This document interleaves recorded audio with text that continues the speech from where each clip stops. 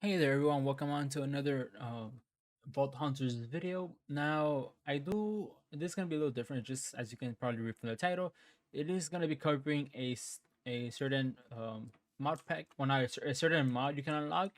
And the reason I'm covering is because it's a very cheap, underestimated, nobody talks about it. There's not even many videos on how this mod works actually. When I was trying to figure out whether it was worth going for it. But I went for it and it's actually very awesome. It has a lot of good little gadgets here, like I'm going to show you down the line. But the one I'm talking about, you're going to find it right here in the research tab under processing for called Engineers Decor.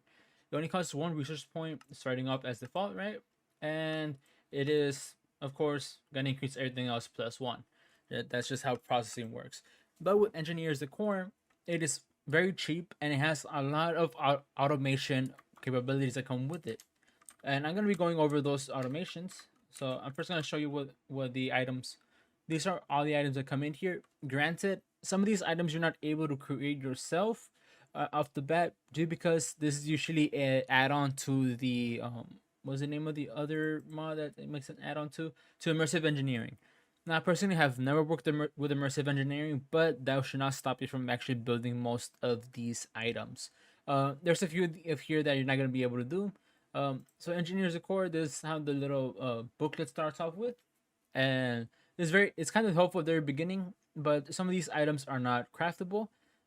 Just due to the fact that you do need immersive engineering, but it's only about two or three that are non-craftable. So I'm gonna show you the main resource you're gonna be using here is the metal bar. It's just three iron ingots, and that gives you 12 bars. This is a big component on a lot of these recipes. As you can see, it's just a regular furnace. I'll go over these one more in detail. So just like metal bars as you see in the actual recipes, and a lot of other vanilla items, and all of these you're able to create without having to actually go into other mods. Granted, a few of these, like the Super Mega Factory Hopper, it is expensive with the Vault Gems just because it is actually very powerful. I'll go over that later on. But first, I'm going to start with the initial reason I started this being the small tree cutter. Now, as it says right there, it is just a tree cutter. So I'm going to go ahead and get a sapling with some bone meal. And I'm going to show you why I have two of them down. So as you can see, this is from is from the power mod, and you have any sort of power related mods, you can always give power to it. So if I were to go ahead and place it, pretty much what power does, as you can see, it just increases the speed of it. And so I'm gonna grow this one first. That's gonna be a big tree. Oh, and doesn't matter how big the tree is, it will process it. So you see right here, processing. It takes 1 minute, no matter what size of the tree is. It's gonna grow it. And then if you are powering it though, you will be growing it a lot faster. So I'm just gonna plant another one to show you the actual speed of it. So especially once it's powered, that's removing some of these. As you can see, the speed goes by fast, and with power, it will go very quickly. Granted, it does use about 10,000 RF per cut. So you have a decent amount of power or reusable power. It will make it go faster. Now here, as you can see, this still has like 70% left, but we'll get back to this and that will cut down the tree. Now you can do different little farms with this, especially with the other hopper, and we'll be able to help you create that into a better tree farm for you. But it is just a one block tree farm, no need for extra redstone or power. Actually, it should be covering right now. As you can see, it did cut most of the tree. Now, as more trees grows and they connect to those other branches, they will. So I'll show you now inventory. They will cut down the tree. I do believe it might have a limit of like 64 blocks. Let me go ahead and verify that for you. No, it's just 44. So it's just within this actual little range of it. But if you have two of these next to each other, or even four, you want to go crazy like that, it will cut down the trees for you very easily, and you don't need to worry about any of this stuff. So that's pretty much the tree cutter. Next, I want to go with this very important, as you can see, factory block placer. Now, in order to actually, if I were to mention this, in order to make the tree cutter, all you need is iron axe, observer, redstone block, and metal bars. Right now, we're looking at the factory block placer. Now, these blocks do use industrial wood, which require treated wood planks, which you have immersive engineering, you're not able to actually create. The thing is, you are able to make these. You're able to find these blocks in villages. Now, granted, I'm not able to do it because of the villages spawned here don't have that building, as I did try to find that building for you, but I'm not able to show this biome. So if I'm able to show some actual footage from one of my worlds or a random world, I'll show you exactly how one of those buildings look like. It's gonna be the immersive engineering building. The roof or the floor is laced with the treated wood, and you can just go ahead and loot it from the villages as you go by. Now, what's so awesome about these little items? So, we all know that we all use Silk Touch to get our ores, especially our gems. And whenever we want to actually use the fortune 4, 5, 6, or 8, depending how far you want to go with it, you always have to work first, place it down, then go ahead and use your current ability, which, by the way, I think I have it focused. Yeah, so then you will use your own like fortune ability like that, and you will press your button and break. Now with this, you can actually set up a couple of these. You can make these as long as you want, depending on whatever your limitations are. In this case, the limitation being how big you can break with the vein miner. I have mine maxed out, so you can make this all to 64 if you want, or you can just make this up to 8. Doesn't matter since the speed is actually pretty fast. I right here have a total of 9, and you put it with this simple system, just hoppers with the railroad going through it, and a chest with a lever. So you see I have these stacks there, so you're just gonna go ahead and run it, and it will automatically be placing them. Now, if you're wondering how that will go, you just break it. It will automatically place it instantly without any redstone needed to be added to it. You just go ahead and break it and just keep breaking, just keep breaking. You just keep going in. You can also put some hoppers on the bottom to just automatically pick up the items for you, and you'll be set. You're just gonna be doing that. This is just gonna keep filling. They do have their own internal buffer for items, so you can just also manually input the items in there if you wanted to. But you can just keep doing this, and you can just break all the items, all the ores, pretty quickly without having to place them all. You just build this once, and then you stop this whenever you need it. You fill it up, and then you let it go again. And that's pretty much it. That is how this item comes very handy. Next, this one is not that great. Well, I don't consider that great. It's called a smart laboratory furnace. As you can see, metal bars, furnace, and a hopper. Pretty much, you have a 3 stack or a 3 to 5 stack inventory system to this thing. So you can put 3 stacks of fuel, 3 stacks of items to smelt through, and it can hold the 3 items in here. So, I think it can hold up to 5, I believe. And you don't need to like do a hopper system anywhere to make it outside. You just want to have one furnace for this. This will be the way to go. Next, we have this one called the small electrical furnace. Now, granted, this furnace is not it's not a craftable one, so I forgot to take it out of here because this does require a lot of the immersive engineering items. So you can make the plates. You have the connector wire conveyor belt. I'm not sure you're able actually to trade for those. I haven't really experimented, but if you are, it's pretty much just a furnace that uses power in order to instead of fuel in order to actually burn through your items. The thing is, in order to generate power, this also comes with a solar panel. Now, the solar panel, you happen to have any of these mods with mechanism, thermal expansion, or immersive engineering, you're gonna be able to make it. Just a lead block. This is just lead you find out in the overworld. Of course, you do use some benotite, and it does produce some, as you can see, 32 RF per tick, and that does change depending on the time of day. When it's nighttime, it will produce 0, and the little solar panel will be facing the sun whenever as it goes to the sky. So if I were go ahead and make it wait, wrong one. If I were to make it day, it should look straight up. Yep. Next is this small little item called small mineral melting furnace. Now this one's very good, especially for vault hunters, just because of what it's able to produce. So if we go ahead and first see what it's made, so you just need to put metal bars, a fluid barrel, which is just a barrel with more metal bars, lava bucket, and panzer stained glass, which is just metal bars and glass. That's all you need to make that sort of glass.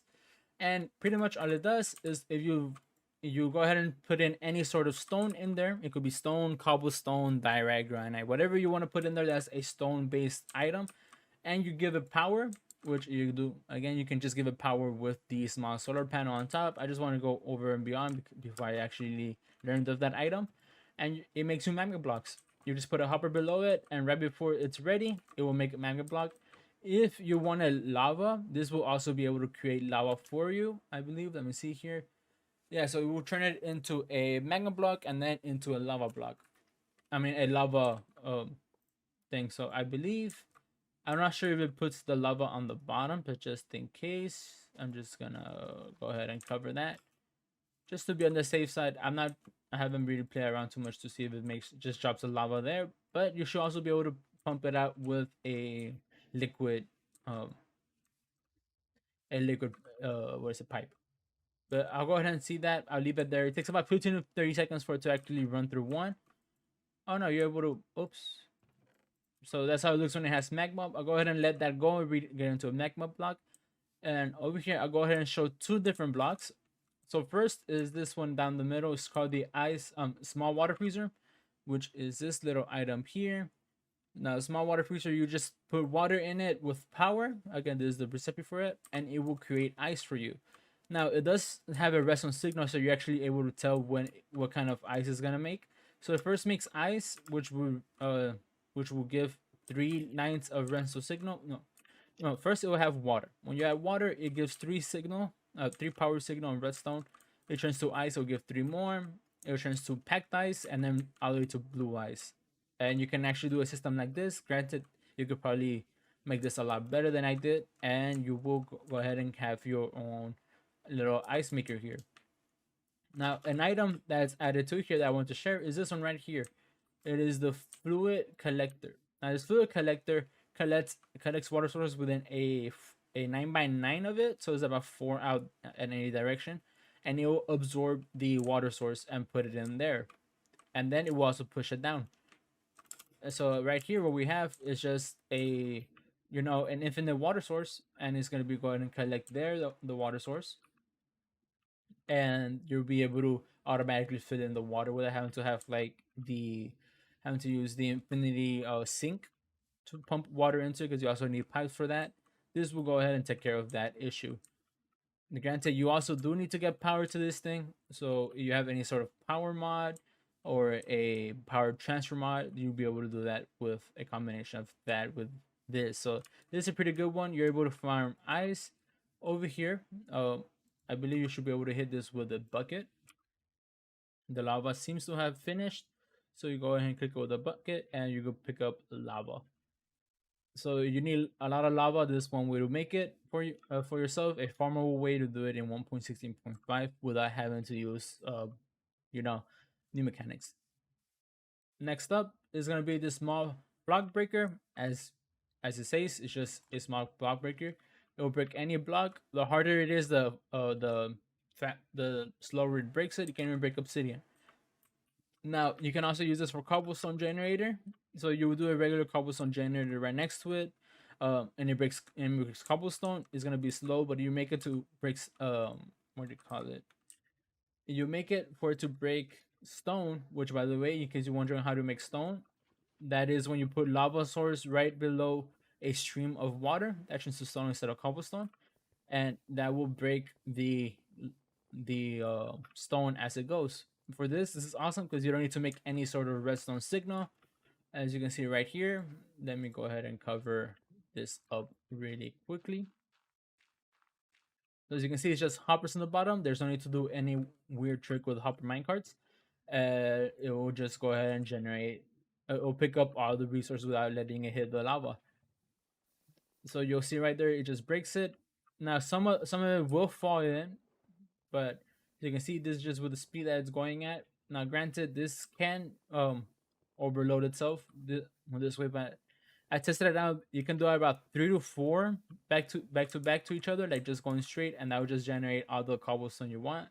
As you can see, the rate that's generating is kind of just stuck at the rate that this hopper can get. Actually, all the hoppers, there might be actually no overflow here. I might be wrong. 6 could be a feasible number as well. Let's go ahead and check all the hoppers here. So, is there any? overstack here. No, there's no overstack. So yeah, you can even do 6, probably even 8 hoppers, just at the rate it's going. There's no need to do any redstone or with the iron rod to break the blocks. This will break it for you. And in case you're wondering what the process is, I mean the materials is just iron pickaxe, observer, redstone block, and that's it. That's all you need. Plus the metal bars, just a whole bunch of iron, and you're able to make a lot of these and have your own amazing cobblestone farm. This cobblestone you can then use it to feed the magma maker if that's what you want to do. You can also uh so yeah, that's pretty much the main use for that. You can use this also to break basalt with the same manner. Just have the basalt with the ice and the lava pouring in the same direction. Just you will be needing to do a soul sand punched into, I mean a soul sand punched into a hopper minecart, but the process will technically still be the same. It will be at the same speed, and this will pretty much overflow very quickly. As you can see, that's one amount of time. It's already made of 3 stacks, 4 stacks. We had whatever we had beforehand. Now, another item that's very important that comes with this is called this little small waste incinerator.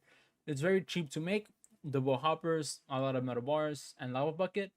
And this is pretty much amazing just because it's its own trash bin. So instead of having to, if you ever think about having to invest into the trash cans, which is also one point. Granted, there's better things to work on from base. You just getting this one item, it's already your own trash can, and you have a chance to actually saving your items. So it does have a buffer. As items come in, it pushes them down the line until it reaches the fire.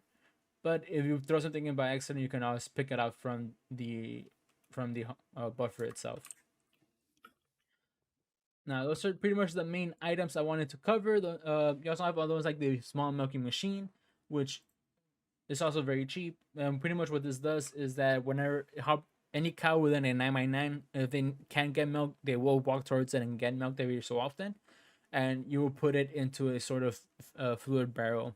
Now, this is kind of okay. You want to do like a lot of cakes, but you have a decoration mod. You can also do that with the what's the name of the other mod?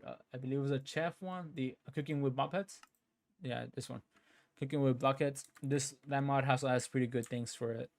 But that's pretty much. I didn't want to make this video last this long, but that is all I wanted to cover. This is really underestimated mod that's not really talked much about. The only mod, the other things I want that are in here, like these pipes, they're not really craftable unless you have engineering, immersive engineering, just because that is a component of it. So you do need this immersive iron machine things, but there are immersive engineering. You might be able to trade for them, but I haven't been able to make a trader that does it, or I haven't really invested too much time to find one to be able to make this fluid pipes. That's pretty much it for this video. That's all I wanted to cover. Show you the little farms you can make. No, that's immersive engineering. Yeah. So showing the little farms you can make, how useful they are, and how much potential this mod has as making a lot of automated farms. Like right here in this amount of time, I've made another 20 some magma blocks, and magma blocks are something that does come out in the recipes for the vault hunts. Also ice, a lot of ice already created. Ice does produce at their 10-second. Every 10 seconds it makes ice. At 20 seconds it makes packed ice. At 30 seconds it makes blue ice, which you want to use blue ice for power, using as like a a coolant for what's the mod power for the power reactor. That's one way you can get a lot of blue ice, and you don't need to do a lot of the combining a lot of ice, but you're able to get a lot of ice here. And that's pretty much it for this video. If you have any questions or concerns, or you want for me to cover anything else from this, go ahead and make a comment down below. I will be making a video later on this week, hopefully, covering my actual world server that I've been playing myself for the past 70 days. Might be, no, sorry, that's a little too much. No, yeah, it's about 60 days that I've been playing on it. It's 2 months.